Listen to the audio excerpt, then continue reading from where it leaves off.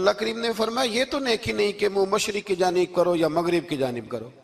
तो या अल्लाह नेकी क्या है? फरमाया नेकी वलाकिन्नल बिर्र मन आमन बिल्लाहि वल यौमिल आखिर।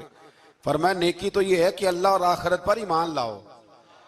नेकी ईमान का नाम है। फिर फरमाया फरिश्तों पर, किताबों पर, नबियों पर ईमान लाओ और अपना माल खर्च करो अल्लाह की मोहब्बत में, रिश्तेदारों पर, यतीमों पर, मिस्कीनों पर, मुसाफिरों पर, मांगने वालों पर, गुलाम आजाद कराने के लिए। और फरमाया नेकी तो ये है कि नमाज कायम करो, ज़कात अदा करो, अपने वादे पूरे करो जब तुम वादा कर लेते हो, और जब तुम्हें कोई मुसीबत पहुंचे उस पर सब्र करो। फरमाया उलाइकल लज़ीना सदकू, ये वो लोग हैं जो नेकी के दावे में सच्चे हैं, जो ईमान भी लाएं, खर्च भी करें, मुसीबत पर सब्र भी करें। ये वो लोग हैं जो ईमान के दावे में सच्चे हैं। व उलाइका हुमुल मुत्तकून, और ये वो लोग हैं जो परहेजगार हैं अल्लाह से।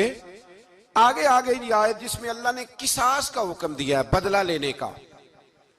ये हुक्म स्टेट के लिए है, हुक्मरानों के लिए। फरमाया कि जब कोई शख्स किसी के साथ कोई जुल्म करे तो फिर उसका बदला लो। तो किस तरह बदला लेना है? फरमाया अल हुर्रु बिल हुर्री वल अब्दु बिल अब्दी वल उनसा बिल उनसा। आजाद के बदले आजाद, गुलाम के बदले गुलाम, औरत के बदले औरत। हाँ, अगर कोई वारिस माफ कर दे तो बात अलग है, वरना बदला लो। और कुरान मजीद ने यहाँ इरशाद फरमाया कि अगर तुम बदला लोगे तो जिंदगी मिलेगी, तुम्हें जिंदगी मिलेगी। अगर हुक्मरान मुजरिमों को सजा देंगे तो बाकी लोगों की जिंदगी महफूज रहेगी, बचेगी। हुक्म दिया गया यहाँ के बदला लिया जाए। फिर जब हम 6 से 7वें रुकू की तरफ चलते हैं तो इसमें अल्लाह ने रोजे का हुक्म दिया, रमजान की फजीलत बयान की, और इरशाद फरमाया गया कि जो रोजा ना रख सके वो फिदियतुन तामुन मिस्कीन, जो तो मरीज हो, बीमार हो, वो तो उतने रोजे जो है वो अगले दिनों में रख ले। और आगे जाके ये भी बताया गया कि जो ज्यादा ही बीमार हो फिर वो एक मिस्कीन का फिदिया दे दे, खाना दे दे। फिर इसी आया करीमा में रब करीम ने फरमाया अगर तुम मुझसे दुआ मांगोगे इसी रुकू में तो फरमाया मैं तुम्हारी दुआओं को भी जरूर कबूल करूंगा। फिर इसी में बताया गया कि रात के वक्त तुम्हें खाने की भी इजाजत है और अमले ज़ौजियत की भी तुम्हें इजाजत दी जाती है। इसी तरीके से फिर आगे अल्लाह तबारक व तआला ने हज के महीनों के बारे में अलामतें इरशाद फरमाई और मसाइल हज कुछ आगे जाके बयान किए। और एक और गलत रस्म, लोग रस्में बना लेते हैं ना, एक और रस्म थी कि यहूदी और ईसाई जब हज करते थे ना, इहराम बांध लेते थे, फिर दरवाजे से घर में दाखिल नहीं होते थे, ऊपर से छलांग लगा के कि अब हम पाक हो गए। तो दरवाजा चूंकि गुनाहगार है, इसके बीच से गुनाहगार आते जाते रहे हैं, लिहाजा दरवाजे से नहीं गुजरते थे। तो अल्लाह करीम ने फरमाया ये कोई नेकी नहीं, ये कोई तरीका नहीं कि तुम दरवाजों से ना गुजरो। वलाकिन्नल बिर्र मनित्तका, दरवाजे के ऊपर से छलांग लगाना नेकी नहीं, बल्कि नेकी तो ये है कि अल्लाह से डरना शुरू कर दो। हज के बाद पाक साफ हो जाओ, डरना शुरू करो, ये असल में नेकी है। तो फिर अल्लाह तबारक व तआला ने हज के मसाइल काफी तफसील के साथ, क्योंकि वो फिकी मसाइल हैं और पूरी उसकी जुजियात हैं, लिहाजा वो एक नशिस्त में करने की बात नहीं। तो रब करीम ने वहां मशअर हराम का भी जिक्र फरमाया और उन सब चीजों की तरफ निशानदही फरमाई जिन पर तवज्जो करना उम्मत मुस्लिमा के लिए बड़ा ही जरूरी है। फिर आगे 8वें रुकू तक ये बातें मुख्तलिफ अंदाज में चलती रही। फिर 9वें से 10वें रुकू में एक बात रब करीम ने ये इरशाद फरमाई कि मैंने काफिरों की नजर में ना, जब उन्होंने मेरी नाफरमानी की है, मेरे कलमा नहीं पढ़ा, मेरे महबूब को नहीं माना, कुरान मजीद को नहीं माना, तो फरमाया मैंने दुनिया की जिंदगी उनके सामने मुज़य्यन कर दी। ये बड़ी समझने वाली बात। फरमाया ज़ुय्यिन लिल्लज़ीना कफ़रू, वो जिन्होंने कुफ्र किया था ना, उनके लिए जीनत दे दी किसे? हयातुद दुनिया, दुनिया की जिंदगी को अल्लाह ने ना उनके लिए हसीन कर दी। उन्हें बड़े अच्छे लगते हैं, ये मेरी जायदाद है, ये मेरा बाग है, ओ मेरी हवेली है, ये सारे मेरे जनाब बंगले। फरमाया ये चीजें हमने काफिरों की नजर में फिर प्यारी कर दी। समझिएगा बात, ये काफिर का तरीका है कि वह दुनियादारी का माल देखता है तो उसकी आंखें खिल जाती हैं, बड़ा राजी होता है। मोमिन का ये तरीका, मोमिन किस बात पे राजी होता है? अल्लाह तबारक व तआला की रजा पे मोमिन राजी होता है। इस चीज को अल्लाह करीम ने यहां बयान फरमाया। फिर इससे आगे जो हुर्मत वाले महीने हैं उन महीनों का जिक्र किया गया। फिर अल्लाह तबारक व तआला ने जुए और शराब को हराम करार दिया। 219 नंबर आयत है, इसी रुकू में अल्लाह तबारक व तआला ने उसका भी तज़किरा फरमाया। ये तफसील के साथ तज़किरे जारी रहे। फिर इसी तरह औरतों के जो हैज़ो नफास के मसाइल हैं उनको भी अल्लाह तबारक व तआला ने इसी पारे के अंदर बयान फरमाया। कुछ तलाक के मसाइल भी अल्लाह करीम ने इसी पारे 9वें रुकू से आगे जाके उन सारी चीज़ों को अल्लाह करीम ने बयान फरमाया। और फिर ये भी इरशाद फरमाया हैज़ो नफास मसाइल और तलाक, इन सारी चीज़ों को बयान करने के बाद फरमाया कि इनके मसाइल गोया सीख लो, उस पर अमल करो। और फरमाया तिलका हुदूदुल्लाह, ये अल्लाह की हदें हैं। फला तातदूहा, अल्लाह की हदों से आगे न गुजरना। ये वो बाउंड्री है जो अल्लाह ने बनाई है, ये हुक्म वो हैं जो रब ने दिए हैं, तो इनसे आगे ना जाना। तो बित तफसील इन सारी चीज़ों का यहाँ बयान फरमाया गया। और वो मसाइल जो बड़ी तेजी से लोग उलझा देते हैं उनका भी अल्लाह करीम ने यहाँ जिक्र फरमाया। बीच में कुछ आयात ऐसी हैं जो ज्यादा तवज्जो के काबिल हैं और हमारी रोजमर्रा की जिंदगी में हमें उनकी बड़ी अशद जरूरत है, जो अगरचे मसाइल फ़िक़्ह तो नहीं लेकिन जरूरत के लिहाज से, रोजमर्रा के इखलाकी रवैयों के लिहाज से उसकी बड़ी जरूरत है। उन चंद आयात का भी हमने इंतखाब किया, इंशाल्लाह उस पर भी कुछ बात करता हूँ। इस पारे के आखिर में ना अल्लाह करीम ने एक वाकया बयान फरमाया है।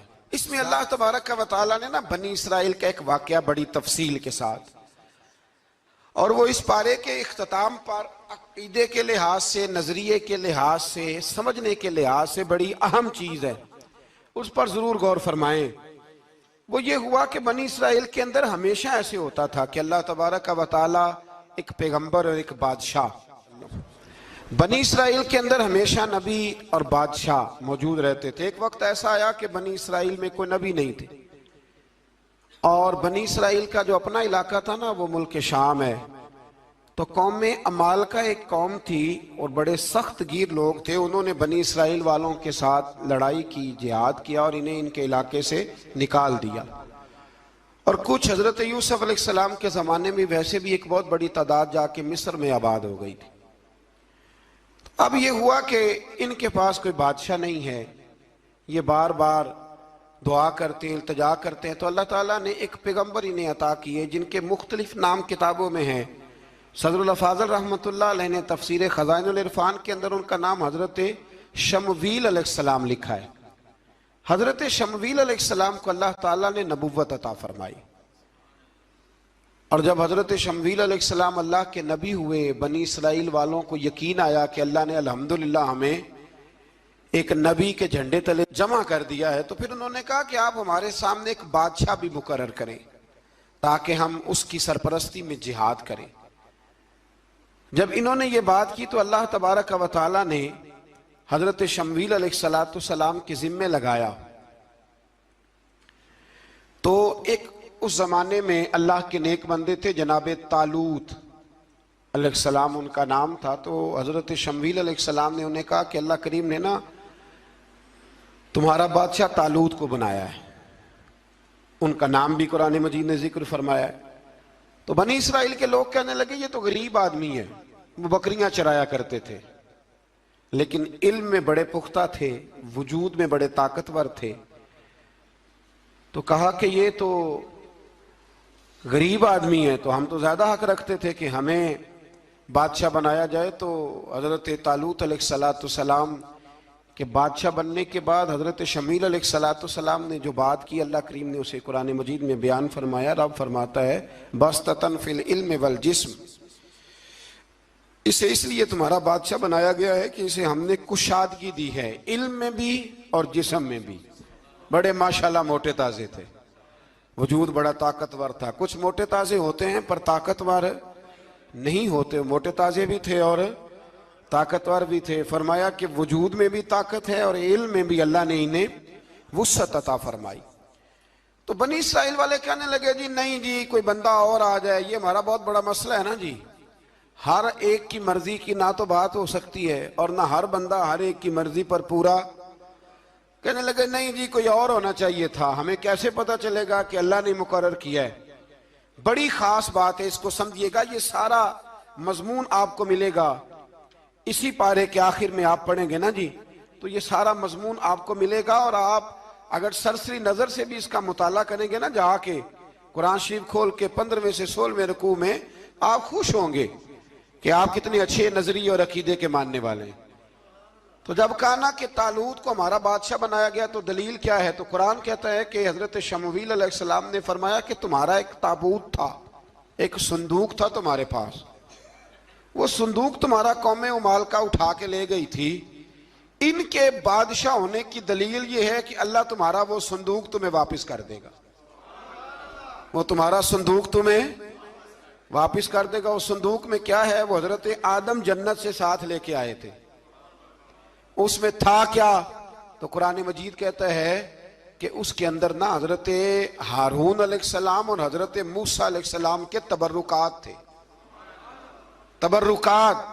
कल मैं एक मौलवी देख रहा था, बेचारा एक बंदा ना मस्जिद नबी के साथ गुलाफ और शायद कोई कफन था, वो मस्जिद नबी की दीवारों से मस कर रहा था। तो वो कह रहा था नहीं इससे क्या होता है, तबर्रुक कोई चीज नहीं, अच्छे अमाल की वजह से बंदा बख्शा जाएगा। मैंने कहा तू मुझे मिले तो मैं तुझे बुखारी खोल के दिखाऊं कि हजरत अब्दुर्रहमान इब्ने औफ जिन्हें हुजूर ने कतई जन्नती कहा, हुजूर के वजूद पर कुर्ता देख के कहने लगे हुजूर बड़ा ही सोना लग रहा है। तो फरमाया तुझे चाहिए, हुजूर मिल जाए तो क्या ही बात है। नबी पाक ने अता किया तो सहाबा कहने लगे अब्दुर्रहमान आपको तो जरूरत नहीं थी, आपके पास तो बड़े लिबास हैं, तो ये कुर्ता हुजूर ने कबूल कर लिया, कोई लेके आया और आपने मांग लिया। तो वो रो पड़े, कहने लगे पहनने के लिए नहीं मांगा, ये हुजूर के जिस्म से लग गया है, मैंने कफन बनाने के लिए मांगा है। तू कहता है हुजूर के तबर्रुक में खैर कोई नहीं। और आप यकीन करें उन लोगों पे हैरानगी है, हमने भी मरना है ना जी, बड़ी जल्दी कब्र में जाना है, वक्त का कुछ पता नहीं, लेकिन इतने अंधे होकर लोग चीजों को देखते हैं और इस तेजी के साथ गुमराही फैलाते हैं। मुझे बाकायदा किसी ने वीडियो भेजी और कहने लगा जी देखें कितनी अच्छी बात कर रहा है, लोगों को समझाएं। तो मैंने कहा नहीं, इसको समझाने की जरूरत है। और मैंने उसको देखा है, वो जो लाल रुमाल वाला, मैंने देखा है वो ढूंढ ढूंढ के जाहिलों को पकड़ता है, तलाश करता है, और अगर कोई मिल जाए बात बताने वाला तो फिर वो खुद पकड़ा जाता है, और कई दफा पकड़ा गया तो निकल गया है। अल्लाह ताला हमें समझने की तौफीक दे, हम सियाने हो जाए तो ये दूर दूर तक नजर नहीं आएंगे इंशाअल्लाह। तो वो ताबूत आएगा, बनी इसराइल वालों से कहा ताबूत में क्या था सुन लो, और ये कुरान मजीद है। आज मेरी मानना ये 15वें से 16वां रुकू जरूर ही पढ़ना कि वो आखिर ताबूत में क्या था, खोलना जरा। कुरान मजीद कहते हैं कि हजरत मूसा अलैहिस्सलाम और हजरत हारून के तबर्रुक थे। तो तबर्रुक क्या थे, तमाम मुफस्सिरीन ने लिखा है कि हजरत मूसा का एक कुर्ता था, एक डंडा था, जूते थे, और जनाब हारून अलैहिस्सलाम का इमामा शरीफ था, और तौरात की कुछ तख्तियां थी। तो उसका फायदा क्या था, उस ताबूत का फायदा यह था कि बनी इसराइल वाले जब अपने दुश्मनों से लड़ते थे, ताबूत सामने रख के दुआ मांगते थे, अल्लाह इन्हें कामयाबी अता कर देता था। तो कौमे मालकों को भी पता चल गया कि संदूक में कुछ है जिसकी वजह से ये कामयाब हो जाते। वो संदूक उठा के ले गए। अब उनकी कमबख्ती ये, कम नसीबी ये कि उन्होंने जाके उसे रूढ़ी पे फेंक दिया। जब रूढ़ी पे फेंका तो उनके अंदर बीमारियां आ गई, वबाएं फूट पड़ी, मरने लगे, वजूद फूलने लगा। फिर उनके दिलों में बात आई कि ये हमने इस संदूक की बेअदबी की है। संदूक में क्या है, तबर्रुकात। हमें कहते हैं जी नालैन का नक्शा क्यों लगाया है, तुम्हारे तो बुजुर्गों का कीदा है, सर पे रखने को मिल जाए अगर नक्शे नाले पाके हुजूर, तो फिर कहेंगे कि हाँ ताजदार हम भी हैं। तो कहा कि उसके अंदर ये तबर्रुकात थे, उन्हें भी समझ में आई। तो उन्होंने ना बैलगाड़ी मंगाई और वो संदूक उठा के उसके ऊपर रख दिया। अब क्या हुआ, कुरान कहता है कि फरिश्तों ने ना उस संदूक को वहां से उठाया। मुफस्सिरीन ने लिखा इसका माना यह भी हो सकता है कि उस बैलगाड़ी को डायरेक्शन पे लगाया, उधर से हजरत शमूएल अलैहिस्सलाम ने जनाब तालूत को बादशाह बना दिया और इधर से वो संदूक चल पड़ा। कहा भाई हम इनको कैसे बादशाह माने? तो फरमाया बादशाह इस तरह मानोगे कि तुम्हारा वो संदूक आ जाएगा, और कुरान कहते हैं उस संदूक में तुम्हारे दिलों का सुकून है, उसमें तुम्हारे दिलों का। और भाई हमारी तो कोशिश होती है बुजुर्गों से कोई चीज मिल जाए, अल्लाह वालों का कोई तबर्रुक हमारे हाथ आ जाए।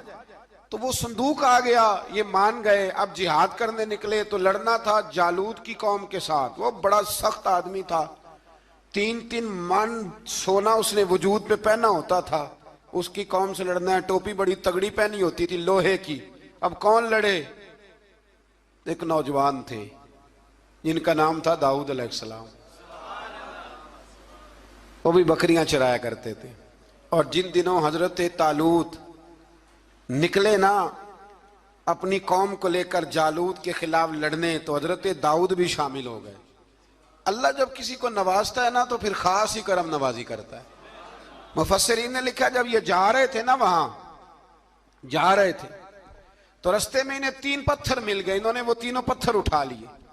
उस जमाने में पत्थर फेंकने के लिए छोटी छोटी लोगों के पास चीजें हुआ करती थी, उसको कोफन भी लोग कहते थे, मंजनीक, उसको सामने रख के फिर बनाई गई। तो आपके पास भी वो आला था जिससे दुश्मन पर पत्थर मारे जाते थे। तो आप वो मशीन लेकर, वो आला लेकर वहां पहुंचे हुए थे। 3 पत्थर आपके पास थे। आप फरमाते उस दिन मैं बड़ा बीमार था, इतना बीमार था कि मेरा रंग पीला हो गया। अब वो जालूत के सामने कोई नहीं जाता था। तो जनाब तालूत कहने लगे कि जो जालूत को मारेगा ना, यानी इनके बादशाह को, इस कौम के, तो मैं उसे अपनी आधी सल्तनत भी दे दूंगा और अपनी बेटी का निकाह भी उसके साथ कर दूंगा। देखे अल्लाह नवाजता है तो किस अंदाज में नवाजता है। तो हजरत दाऊद कहते हैं वो दूर खड़ा था तो मैंने ना 3 पत्थर मारे। भाई हिम्मत करना तो हमारे जिम्मे है कि नहीं? मेरी मिल्लत का जवान कहता मैंने करना कराना कुछ नहीं। यानी अगर आप कहें ना कुछ करो तो फिर वो कोई काम करने की मतलब मामला। वो मुझे कल एक संगी कह रहे थे, कहने लगे जी अल्लाह के फजल से कुछ भी नहीं करना पड़ा, मुर्शद ने नजर कर दी। मैं क्या मैनू मिलनगे तो मैं उन्होंने समझावांगा कि कुछ करा के नजर करया करो, क्योंकि मेरे वो दोस्त हैं, मैं उन्हें जानता हूं। नजर में बड़ा कुछ होता है, लेकिन अल्लाह भी तो बंदे पे बड़ी नजर रहमत करता है ना। लेकिन कहता है 5 नमाजें पढ़, रमजान के रोजे रख, ज़कात फर्ज हो तो अदा कर, ये सारे काम कर, सच बोल, दयानतदारी कर, फिर मैं अपने फजल से तुझे जन्नत अता करूंगा। तो ये जो रवैया हमने बनाया ये दुरुस्त नहीं। तो फरमाते हैं 3 पत्थर मैंने मारे, अल्लाह ने इतना फजल किया कि वो भी मर गया, और उससे छू के मेरे पत्थर आगे बढ़े तो उसकी फौज के 30 आदमी भी मर गए। 3 पत्थरों से 31 बंदे अल्लाह ने मार दिए। फरमाते इसलिए कि हाथ मेरे थे और ताकतें मेरे रब करीम की थी। तो हजरत दाऊद अलैहिस्सलाम के हिस्से में जनाब तालूत की साहिबजादी भी आई, आधी सल्तनत भी आई। काफी साल हजरत तालूत हयात रहे, फिर उनका विसाल हो गया। तो सारी सल्तनत हजरत दाऊद को मिली, और फिर अल्लाह तबारक व तआला ने उन्हें नबूवत भी अता फरमाई। ये दुनिया में वाहद पैगंबर हैं जो बैक वक्त नबी भी थे और बादशाह भी थे। और फिर अल्लाह ने फजल फरमाया, इन्होंने बड़ी बड़ी फुतूहात की। और फिर हजरत दाऊद के साहिबजादे का नाम हजरत सुलेमान अलैहिस्सलाम, फिर उनके साहिबजादे का नाम हजरत। तो ये हुआ कैसे? ये सारा कुछ अल्लाह तबारक व तआला के फजल से हुआ, उसके करम से हुआ। अब इस वाक्या से हमें क्या पता चलता है? हमें यह पता चलता है कि रब जब फजल फरमाए ना किसी पे भी, तो हमें उस बंदे को देख के राजी होना चाहिए, कोई शिकवा नहीं करना चाहिए। और दूसरी बात ये समझ लेना चाहिए कि हुकूमतें, माल, दौलत ये सिर्फ सियासतों से नहीं मिलती, ये खुदा के फजल से मिलती है। और ये भी समझ लेना चाहिए कि जो बुजुर्गों के तबर्रुकात होते हैं उनकी क्या ही बात होती है। चंद बातें ऐसी थी कि मेरा दिल करता था उनको दोहराया जाए और ख़ास करके उन बातों पर तवज्जो की जाए। यहाँ ना अल्लाह तबारक व तआला ने उन बातों में से एक बात का जिक्र फरमाया है। यहाँ 207 नंबर जो आयत है ना इसी पारे की, उसमें अल्लाह करीम ने फरमाया कुछ लोग ऐसे हैं जो अपनी जानें ही अल्लाह के हवाले कर देते हैं। जिंदगी का मकसद दीन होता है, लुटा देते हैं। ये नाजिल कब हुई? यह आया मुबारक हजरत सुहैब रूमी के बारे में नाजिल हुई। हजरत सुहैब रूमी रदी अल्लाह ताला अन्हु बड़े मालदार थे। मक्के से जब चले ना तो सारा माल मक्के में छोड़ दिया, इसलिए कि अल्लाह के रसूल मदीने चले गए। फरमाते हैं फिर मैंने मालो दौलत की परवाह नहीं की, फिर मैंने ये सोचा कि मैंने अपने हबीब के पास जाना है। सारा माल एक जगह पे दबाया और फरमाते हैं मैं मदीना तैयबा के लिए जब निकला तो कुफार ने, कुरैश मक्का ने रोका, हम नहीं जाने देंगे। तो हज़रत सुहैब रूमी फरमाने लगे भाई सुनो, मैं कमजोर नहीं, मैं ताकतवर आदमी हूं और तुम में से कोई ऐसा माई का लाल नहीं जो तीर चलाने में मुझसे ज्यादा सियाना हो, तलवार चलाने में मुझसे ज्यादा अक्लमंद हो। जाना मदीने मैंने है। अब यह है कि तुम बताओ मेरे साथ तीरों तलवारों से लड़ोगे या मैं तुम्हें एक सौदा बताऊंगा, सौदा करोगे? कुरैश कहने लगे सौदा क्या है? कहने लगे मेरा बड़ा माल है, मैं मक्के में दफन करके आया हूं, तुम मुझे मदीने जाने दो, मैं तुम्हें सारे माल का पता बता देता हूं। हजारों लाखों में था माल तिजारत। देखें जब सहाबा मदीने जाते थे तो कितनी कीमत देके जाया करते थे। तुम मुझे जाने दो, मैं तुम्हें वहां का पता बताता हूं। उन्होंने कहा जी बात ठीक है, आप पता बता दे। हज़रत सुहैब ने सारी जिंदगी की जमा पूंजी हजारों लाखों में सारी दे दी और मदीने के लिए तैयार हो गए। अल्लाह करीम ने इस बात को बड़ा ही पसंद फरमाया और फरमाया व मिनन नासी मन यशरी नफ्सहु इब्तिगा मरदातिल्लाह। फरमाया कुछ लोग ऐसे हैं जो अपनी जानें ही बेच देते हैं अल्लाह की रिजा हासिल करने के लिए, अपनी जानें बेच देते हैं।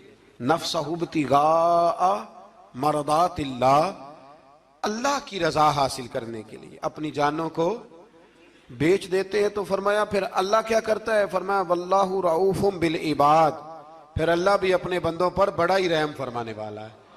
जब ये सारा माल दे के मदीने पहुंचे ना तो इनके इस्तकबाल के लिए जनाब उमर पहले से मौजूद थे। हजरत उमर रिसीव करके नबी करीम की बारगाह में ले गए तो फरमाते हैं हुजूर ने मुझे देखते ही फरमाया सुहेब, जिंदगी में तुमने बड़ी तिजारतें की होंगी पर ये जो तूने सौदा किया है ना ये बड़ा ही नफे वाला किया है। ये जो सौदा फरमाया ये तूने बड़ा, तो दीन के लिए जब आप कोई काम करते हैं तो ये सौदा बड़ा नफे वाला। एक मजमून और यहां है 216 नंबर आयत में, वो भी बड़ा ही समझने वाला है। अल्लाह करीम ने जब जिहाद फर्ज किया ना तो फरमाया कुतिबा अलैकुमुल किताल, हमने तुम पर कत्ल करना, किताल करना फर्ज किया है। फरमाया हो सकता है तुम्हें ये कराहत महसूस हो, मुश्किल लगे, बुरा लगे। एक बात जो आज की नसीहत है और मज़ामीने कुरान जो हम सीख रहे हैं उसके अंदर से हमें ये खास चीज है जिसको समझना चाहिए। अल्लाह करीम ने फरमाया कि तुम पर जिहाद फर्ज किया गया है, वाहुवा कुरहुल लकुम, हो सकता है तुम्हें नापसंद हो, तो एक ना सारी जिंदगी के लिए एक नसीहत कर दी। फरमाया व आसा अन तकरहू शैया, हो सकता है तुम किसी चीज को नापसंद करो, वहुवा खैरुल लकुम, और वो तुम्हारे लिए अच्छी हो। अल्लाह अकबर, ये वो बात है अगर समझ में आ गई तो कलेजा ठंडा हो गया, जिंदगी सुकून में आ गई। फरमाया हो सकता है तुम किसी चीज को नापसंद करो और वो तुम्हारे लिए बेहतर हो। व आसा अन तुहिब्बु शैया, हो सकता है तुम किसी चीज से मोहब्बत करो, वहुवा शर्रुल लकुम, और वो तुम्हारे लिए बुरी हो, अच्छी।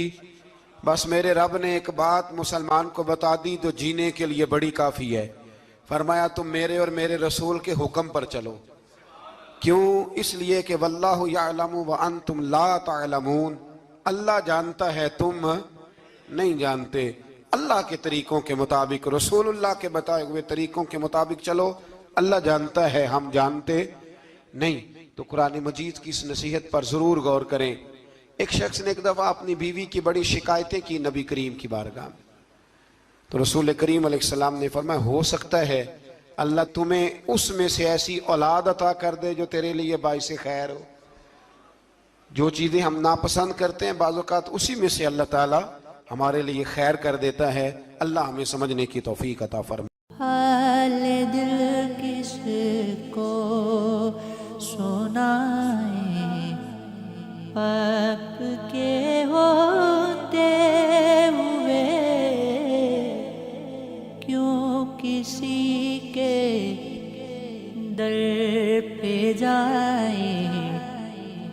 आपके होते हुए मेरा तो सब कुछ है आका, आप हैं, सिर्फ आप हैं। मेरा तो सब कुछ है आका, आप हैं, सिर्फ आप हैं। ओ दिलों की से लगाऊं आपके होते हुए, और लोकी से लगाऊं आपके होते हुए। मेरे दुख को और कोई चार अगर समझेगा क्या, मेरे दुख को और कोई चार अगर समझेगा क्या। जख्म दिल किसको दिखाएं आपके होते हुए। जख्म दिल किसको दिखाएं आपके हो